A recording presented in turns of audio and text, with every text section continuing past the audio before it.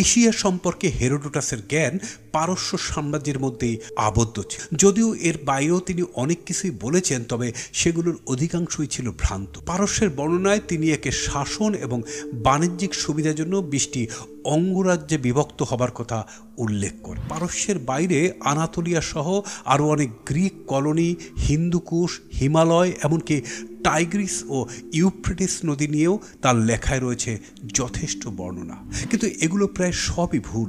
তবে তুরস্কের সার্দিস থেকে সুদা শহর পর্যন্ত 13,500 স্টাডিয়া বা 1,350 মাইল দীর্ঘ এই ঐতিহাসিক রাজকীয় সড়কের কথা বর্ণনা করেন হেরোডোটাস।